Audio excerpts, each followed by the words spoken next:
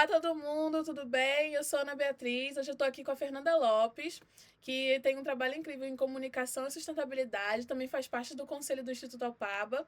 E, Fernanda, antes da gente começar a entrevista propriamente dita, por que você não me conta um pouquinho sobre você, sobre sua formação, sobre sua carreira? A gente quer saber quem é a Fernanda. Oi, Ana Beatriz, tudo bom? Oi, pessoal. Bom, a Fernanda é uma profissional de comunicação, fez uma transição de carreira para sustentabilidade. E aí você pode se perguntar, mas onde é que está o turismo nisso aí? É, o turismo apareceu nos meus estudos e na minha percepção e análise em relação à sustentabilidade por conta do meu trabalho. Então, a minha pesquisa acadêmica de mestrado, ela focou em sustentabilidade nas organizações brasileiras e não necessariamente eu adentrei a um segmento específico. Mas, na minha parte prática, no meu trabalho num local que atua com o turismo, então aí, lá no meu trabalho, eu consegui aprofundar um pouco sobre a sustentabilidade no turismo, fazendo alguns trabalhos com o pessoal que está nesse setor. E aí, como eu conheci o Instituto Alpaba? Foi pelo LinkedIn. Então, eu comecei a fazer várias postagens dos meus estudos, das pesquisas que eu faço, tanto as pesquisas acadêmicas, científicas, quanto as pesquisas que eu faço para entender a sustentabilidade nas empresas. E aí, a Luciana Delamare me encontrou e a gente começou a conversar sobre o turismo na sustentabilidade e estou aprendendo com ela sobre o turismo regenerativo. Eu estou agora, neste momento, até com o meu orientador, a gente está fazendo pesquisas, estudando o turismo regenerativo e a gestão de riscos, para uma publicação científica, mas para depois vir a ser uma publicação com a Alpaba. Então, estou bem no início desse estudo. Então, eu gosto bastante, Beatriz, de unir a academia com o mercado. Porque eu entendo que as empresas vão fazer as práticas, mas essas práticas estão ancoradas em conceitos, em fundamentos, e que é muito importante ter essa base. Então, eu gosto de ir para o lado acadêmico primeiro, estudar, entender aquele fenômeno, e depois complementar com a prática. E na prática, como as empresas estão fazendo? Muito bacana. E aí, antes a gente estava conversando, você falou que teve essa migração, né, da comunicação para a sustentabilidade. Por que você escolheu, assim, a sustentabilidade? Teve alguma coisa, algum evento que clicou em você? Ou foi um surgimento de um novo interesse? Como aconteceu isso? Foi um processo natural, mas o que startou esse processo foi que eu era estagiária de comunicação interna. Então, eu precisava fazer campanhas de conscientização sobre a coleta seletiva. A empresa estava implantando a coleta seletiva por causa da Política Nacional de Gestão de Resíduos Sólidos, lá em 2011, 2012, e eu tinha que fazer todo o processo de comunicação da campanha para os colaboradores. E aí eu me vi na seguinte situação: eu não posso fazer uma coisa para conscientizar as pessoas, orientar, se eu não fizer ela na minha vida pessoal. E eu comecei a estudar, entender o que era a Política Nacional de Gestão de Resíduos Sólidos, a coleta seletiva, a gestão de resíduos, e isso foi me despertando um interesse pelo tema da sustentabilidade. Bacana.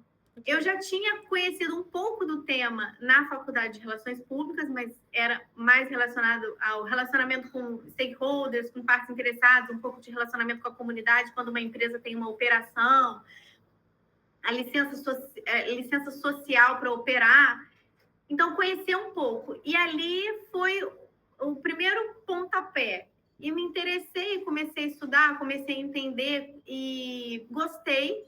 Eu gosto também de alimentação saudável, isso linkou com a alimentação sustentável. Aí eu vi que várias coisas que eu gostava na minha vida pessoal, como, por exemplo, alimentação e cuidar, né? Ter um cuidado com as coisas. Vi que essas coisas que eu gostava tinham a ver com sustentabilidade. Eu fui Era tudo caminhando, interligado, né? pesquisando, estudando, e aí essa transição de carreira acabou sendo natural. Ela levou um tempo, acho que em 2017, assim, que eu posso dizer que foi o ano que virou a página e que eu realmente me dediquei a, no trabalho, só fazer sustentabilidade, porque antes eu fazia os dois.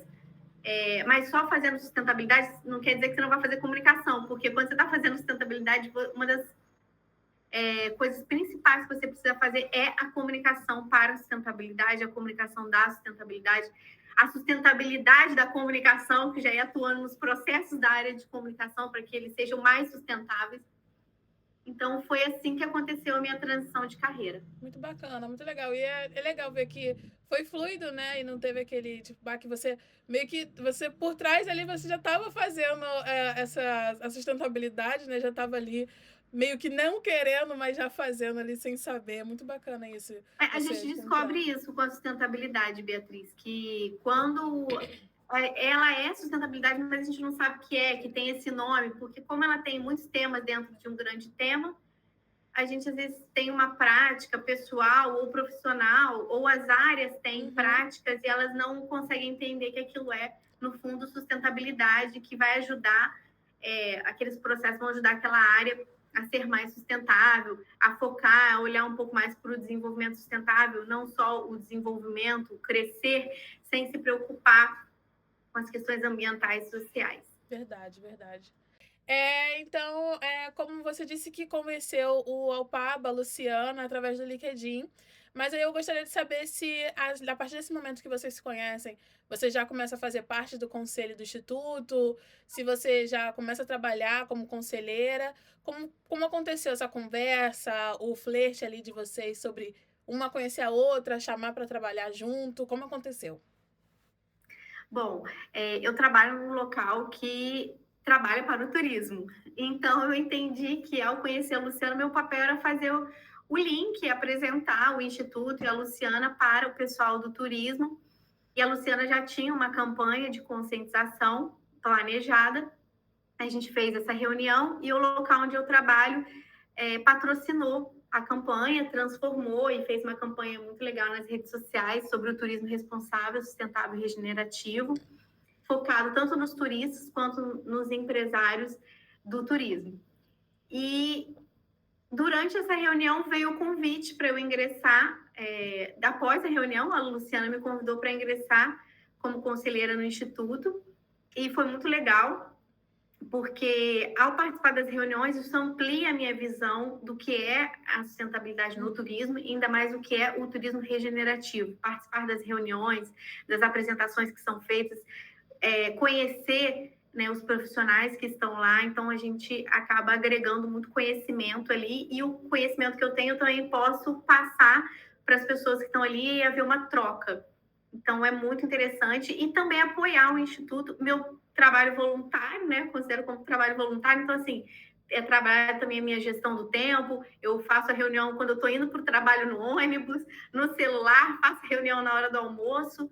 Então, aprender a administrar, né, o que é ser uma conselheira de um instituto, e todo o conhecimento que eu tenho também poder ajudar o instituto nos trabalhos que eles estão fazendo.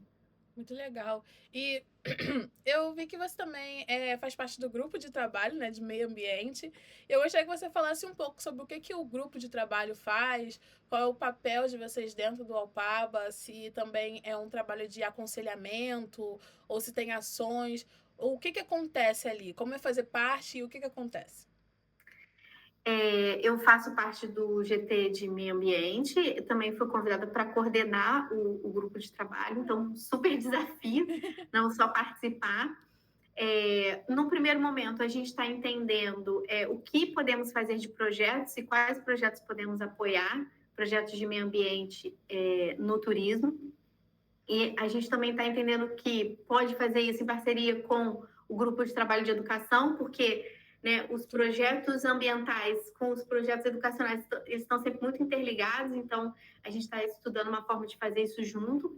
Então, no primeiro momento foi a gente conhecer as pessoas, entender o potencial que tem ali e entender os projetos que a gente pode fazer junto.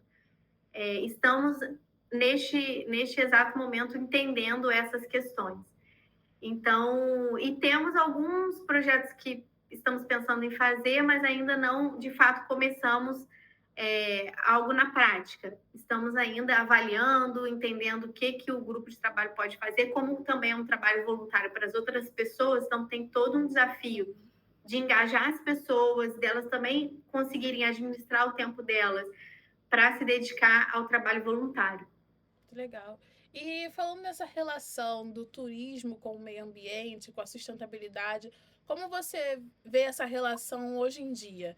Assim, principalmente agora pós-pandemia, você acha que o pensamento das pessoas sobre o turismo e a sustentabilidade, a necessidade de preservação é diferente desse marco, né, que foi a pandemia, ou você acha que está a mesma coisa? Como você se sente ali? Você se sente otimista sobre essa relação ou não? O que você diria? Ah, sempre otimista, né? A gente tem sempre que olhar para o lado positivo das coisas. Eu entendo o seguinte, Beatriz, que pós-pandemia realmente foi um boom para a sustentabilidade. Aí veio o advento do ISD em 2020, que trouxe a agenda mais em voga para ser discutida e para ser colocada em prática. Mas ela já é discutida desde a década de 70. Especificamente no setor do turismo, eu entendo que está havendo uma evolução, né? E eu acredito que tudo começa na academia. Então, já é muito bom que na academia, né, no turismo, quando a pessoa está fazendo a graduação de turismo, tem uma matéria de sustentabilidade. Então, Importante. ali, quando você já está começando a estudar, você já vai entender que a sustentabilidade está relacionada com o turismo. E no caso do meio ambiente, é impacto direto. Então, a atividade turística, ela gera um impacto ambiental e ela sofre com os adventos extremos do meio ambiente. Então, para o turismo trabalhar a pauta ambiental e mais amplamente a pauta da sustentabilidade e focado agora mais no turismo regenerativo, é sine qua non, porque se o setor não tratar essa agenda, ele pode deixar de existir, ele vai perder negócios, oportunidade de negócio, e a gente está falando de empresas. As empresas precisam se desenvolver de forma sustentável para elas prolongarem aí na cadeia delas ao longo do tempo. Então, é muito importante, sim, para o turismo trabalhar essas pautas, essas questões. E eu entendo que agora, né, após esses adventos que a gente teve, por exemplo, no Rio Grande do Sul, fortes chuvas, em São Paulo também, falta de energia em São Paulo, isso vai mostrando para cada setor da economia que existe uma responsabilidade daquele setor, que vão ser diferentes. Então, no turismo, quando, né, acontece uma tragédia assim, cancela uma cidade, cancela a atividade turística naquele local, os atrativos turísticos. Então, é um setor que precisa atuar nessa agenda, que atuando nessa agenda ele vai diminuir, mitigar os impactos ambientais, ele vai poder trazer, né, falando um pouco da regeneração, vai trazer a questão do território, do desenvolvimento do território, da cultura daquele local, perpetuar a cultura. Então, é importantíssimo. Eu tive a oportunidade de conhecer um case na cidade de Gramado, fazendo um trabalho lá sobre turismo, que foi incrível. Eu vou compartilhar, porque eu entendo que tem tudo a ver com o que a gente está conversando. Foi apresentado pela Secretaria de Meio Ambiente e Secretaria de Turismo. Para você ver, eles fizeram um trabalho juntos, né? Como essa agenda é multidisciplinar, ela é interdisciplinar, tem várias áreas do conhecimento ali e várias áreas atuando ao mesmo tempo. E eles fizeram um projeto para resgate. Gramado vive muito da produção, então, produção de alimentos, eles chamam lá não de agricultor, mas os colonos. Então, e eles estavam perdendo, os filhos já não queriam mais fazer aquela atividade dos pais, queriam ir para a cidade. Eu acho que muitas regiões perdem por causa disso, né? O desenvolvimento Exatamente. é bom e ruim, muitos jovens querem fazer outra coisa e acabam esquecendo suas raízes, né? Esquecendo uma cultura, coisa assim. É difícil. Exatamente. Então, qual foi o trabalho que eles fizeram de resgate? Como o Gramado vive também do turismo, da produção de alimentos, mas também do turismo, eles fizeram esse resgate. Então, tem lá em Gramado a Praça dos Colonos, onde são vendidos para os turistas que estão lá tudo que é produzido nessas fazendas. E são alimentos típicos lá de Gramado. Então, com esse trabalho primoroso que eles fizeram, acabou tendo resgate para esses filhos, eles olharem, poxa, então tem algo que eu posso fazer aqui, tem algum desenvolvimento que eu posso gerar na minha cidade.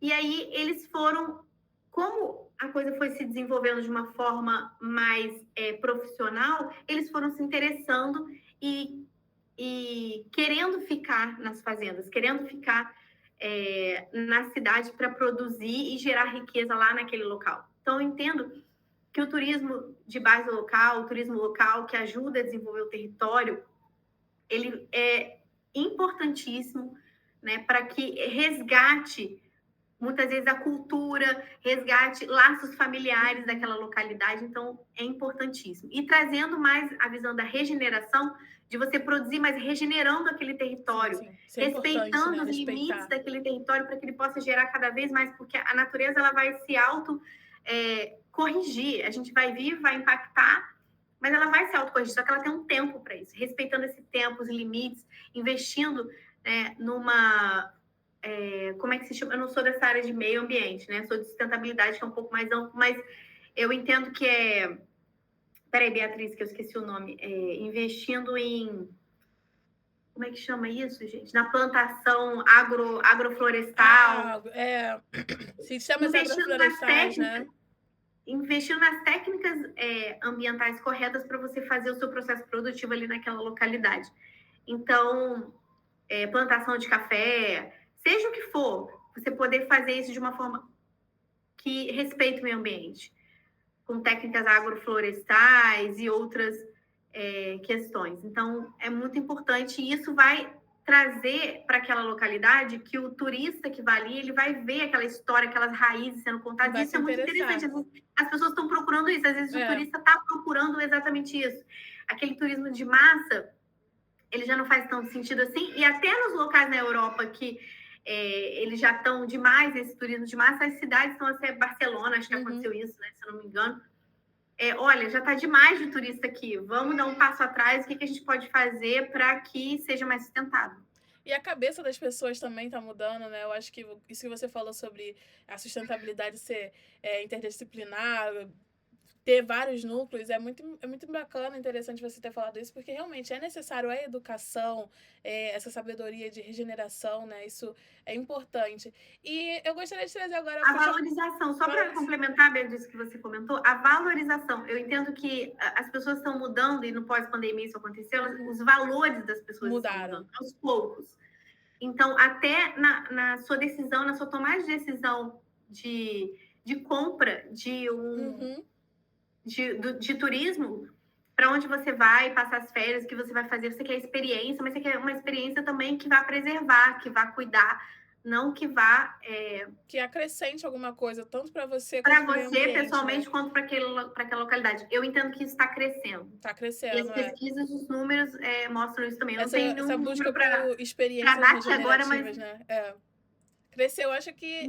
esse caminho. Foi um baque, eu acho, que a pandemia, né? Então, acho que todo o mundo, a mentalidade das pessoas nesse momento pós-pandêmico mudou bastante. Eu acho que passamos a valorizar mais coisas, tanto o meio ambiente, as relações pessoais, interpessoais, exatamente, as pessoas, a cultura. Acho que perdemos muito, né? Então, agora está nessa fase de regeneração, de pensamento político e coisa e tal. É bem bacana. Uma nova forma. Uma nova forma. Já vem sendo discutido desde a década de 70. Mas é aquilo, precisamos de um baque, de bater a cabeça. Precisa perder para valorizar. Para valorizar. E isso que você falou sobre a educação, uma das frentes do Alpaba também é a educação. E eu queria que você comentasse um pouquinho ali para a gente finalizar sobre como você acha que seria o papel do Alpaba nessa educação, nesse sistema regenerativo do turismo.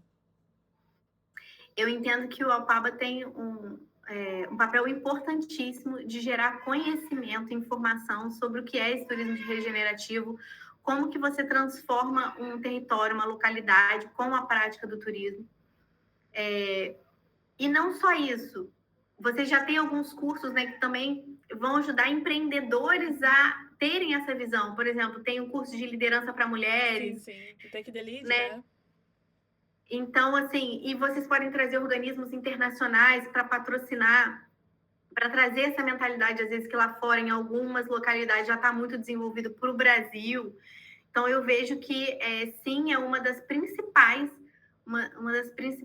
áreas que a Alpaba precisa investir na educação, em publicar, para gerar conhecimento e educar as pessoas para esse turismo regenerativo.